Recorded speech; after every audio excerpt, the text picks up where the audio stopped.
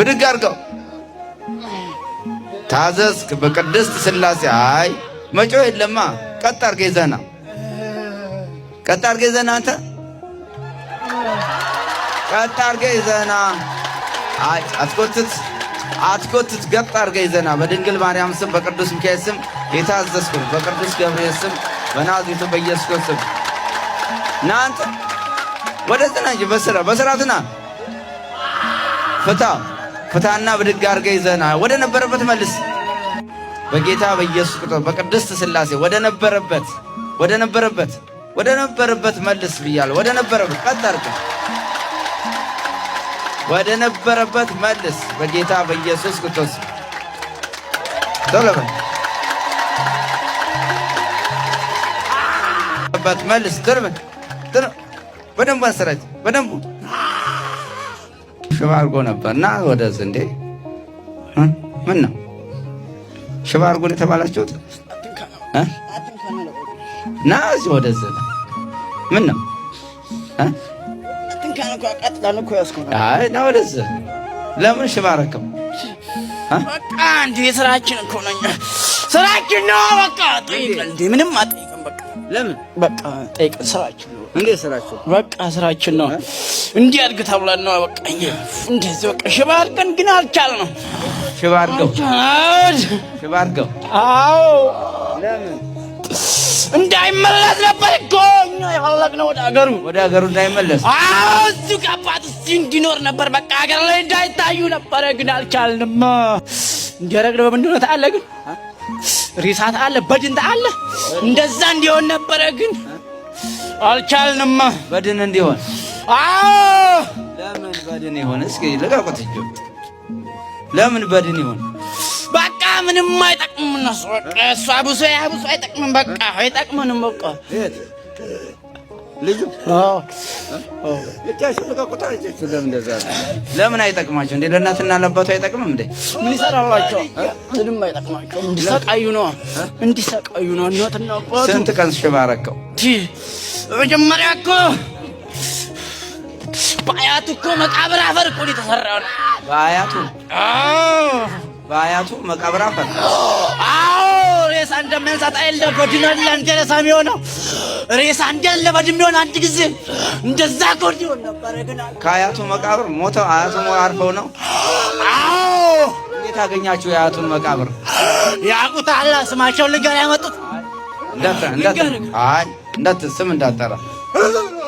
ስም እንዳጠራ እንዴት ምን እንዲሆን አመጡ? ሄደው በቃ እንደዛ እንደሬሳ ብድን ብሎ እንዲቀርና በአያቱ መቃብር። አዎ እለቱን ነው የዘገኑት። አረጋው ተቆይታ ለሞተ እንዴት አወቁ? የአባቱ አባት ነው የአባቱና መቃብር አባቱና ለምን አትንካን በቃ እንድንነግር ከፈለኩ እኮ እናውራ። ጠጋ በሉና ራቃችሁኝ እኮ ካዲያ ከዛ መቃብሩ አፈር እንዴት አዘነሳችሁት? የሌላ ሰው መቃብር አይሆንም? አይሆንም እንጂ ለምን? እንዴት ይሆናል? አያትየው ሽባ ሆና ነው እንዲያረፉት? አረ ኖርማል እና ሬሳ አንዴ ከሞተ ይነሳ። ሬሳ ከሞተ ይነሳ። ካዲያ ዳግም ትንሣኤ አለ አይደል እንዴ? ዳግም ትንሣኤ አይነሳም ላይ ነው። እዚህ የለም እንዴ? ዳግም ትንሣኤ ያለ እንደ ክርስቶስ ሲመጣ ሲመጣኛ በቃ እሱ እንዲህ በቃ እሱ እስከሚመጣ ለምን ቆይ እሱ እስከሚመጣ ምን አላችሁ? እሱ እስከሚመጣ ልጁን ብድን በቃ ምንም አይናቸው እያየ ቅጥል እንዲሉ ነበር፣ ግን አልቻለም። ለምን? ስንተኛ ልጅ ነው? ለእናት ለአባቱ አራተኛው ነው። አራተኛ እና ካዲያ ለምን ድብን ይላሉ? ምን ያደረጓችሁና? በቃ አዎ ደብተራና ጠንቋይ ደብተራ አዎ። እና አሁን ቶሎት ስንት ናችሁ? መጠጣ እንደናን ተቋረማ ማለት ተወለድናልና ከእናቱ ነው የመጣው? ከአባት ሽባ ያደረገው መተቱ ነው? አዎ እኛም ረዳን እንጂ እንፈልጋለን። እኛም ረዳን። ሽባ ቢሆን የምትጠቀማለህ? በቃ ለጥያን በቃ ምንም ስራ አይሰራ ምንም አይሰራማ። ለምን? በቃ ዝም ብለሽኛ ዝም ብለሽኝ ለምን እናውራ እንጂ ተቋል ተገብሮልሃል እሱ ነው እንጂ ቤተሰብማ እኛ ከሱ ላይ ተነስተን እነሱ ላይ እንመገባለን ግን እሱ አይመገበኝ ችግር ምን አባትየው ነው የሚገብር እናት ኧረ እሱ እንደነገሩ ነው የሚገብሩት ግን ዝም ብሏል አይደለ እኛም በቃ መሄጃ ሰላጣን ነው ሁለገቦንን እስካሁን ይኖር ነው እንጂ መሄጃ ሰላጣን ነው ሁለገቦንን ይኖር ነው ልጁ ላይ ለምን መረጣችሁት እና እሱ ላይ ገባችሁ ምን ወደው ነው ልጁ አመቺ ይወዳችኋል እሱ እናንተ የምትወዱት እኛ እኮ ድሮ የምንፈልገው እኮ የሚወደንን ሳይሆን የማይወደንን ነው እኛ እንሰው በቃ ወደኛ የኮተኮተን ልናመጣው ግን ዝንሮልቻውን ማስኛ ምን ነው ልትፈርድ ነው እሱ ላይ መጣችሁ ልትፈርዱ ነው አይ እንኳን እንደዛ ላይ ያረግልን አይ እሱ ላይ የመጣችሁት ምን ልታስፈርዱት ነው ወይስ ምን ልትጠነቁሉ ነው በቃ እስካር ድረስ ልንጠናከር ብለን ግን እንኳን እዛ ላይ ያደርሳል 40 አመት አዎ እዛ ድረስ ልንሞክረው ነው በቃ ልንሞክር እዛ ድረስ ግን 40 አመት ድረስ አዎ 40 አመት ቢሞላውስ ያን ጊዜ እንኳን ማስፈረዳችን አይቀርም ነበር በ40 አመት ለምን በቃ እንዴ በቃ 40 አመት ሲሞላው 40 አመት ሞልቶ ቢሆን ይፈርድ ነበር ግን 40 አመት ለምን መረጣችሁ 40 አመቱን አቀና ቃለነኝ አመቶን እኛ እናቃታለን አንተ አይጠቅምም ብላ 40 አመት ከሆነ ለምንድን ነው የሚጠቅመው ወደዛ ገፋይል ይለንተን እኛ ጭንቅላቱ እንዳለ እንይዘዋልና እስከዛ እንዳለ ሁሉን ነገር ወደኛ እንወስደዋለን 40 አመት ከሞታ ለምን እንዲገዛላችሁ አዎ ግን እሱ እንኳን ሊገዛ እስካሁን እቺን ነገር አሰጠን ብዙዎች ውቃቢ ይሄ ከእናት ከአባት ከአያት ከቅድሚያት የሚረከቡት የውቃቢ መንፈስ በኋላ ነው ህፃን ልጅ ላይ አያርፍም ከ40 አመት በኋላ ለምን ህፃን ልጅ ከሆነ ብዙ ለትምህርት ለእግዚአብሔር ያለው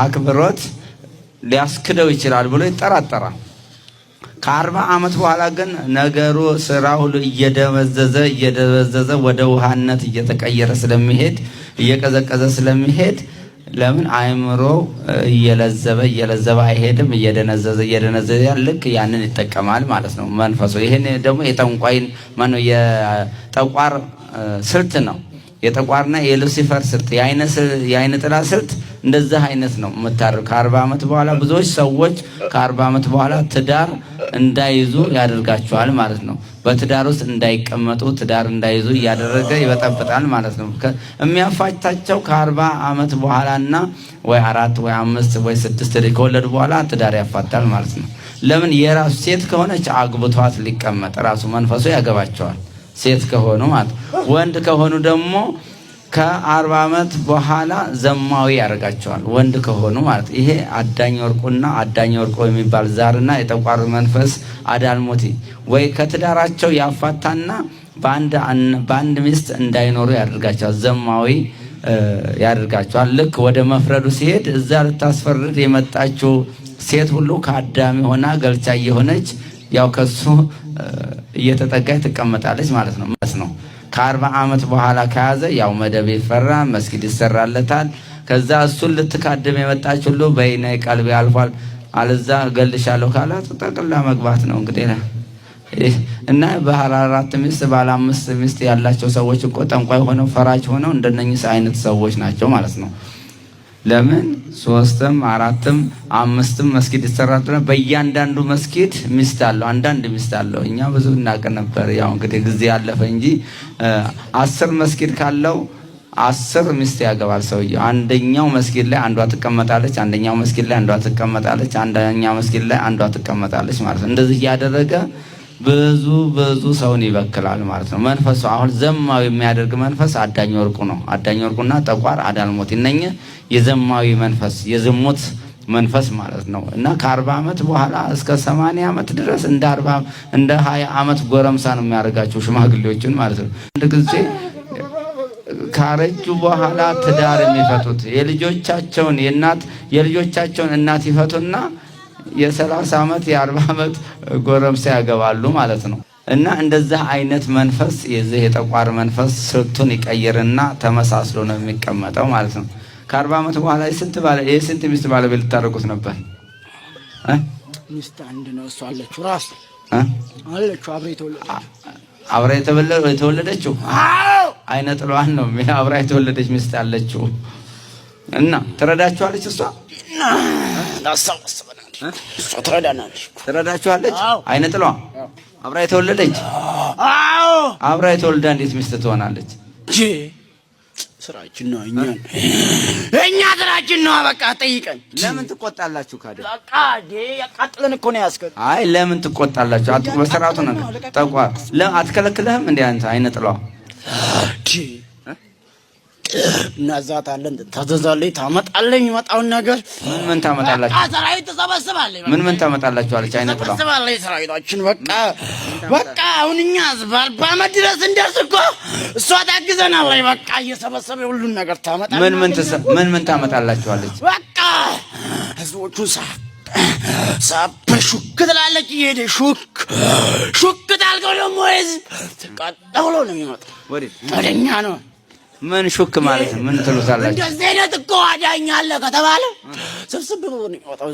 የት እኛ ጋር ነው አድናላችሁ እንዴ? እንደዚህ አሁን አዳኝ ይመጣል ተብሏል። የሚመጣ የተሰበሰቡ እንደዛ ስብስብ ብለው ዲያቤት ሲያድን ግን አይድኑም እኮ አይድኑም። የኛ ግብረ አበሮች ነው እንዲኖሩ ነው የምናደርጋቸው። ግን አይድኑም። ለምን አታድነው እንዴ? ለኛ ግብረ አበር እንዲሆን ነው እንጂ ነው ምን ጥቅማላችሁ? ምንም ስጋቸው ነው የምትፈልገው አንተ? እኛ እንዴ ነፍሳቸውን ነው እንጂ አብረን በጋና አብረን እንዴ እነሱ በገነተኛ በጋን ብቻችን እንዴ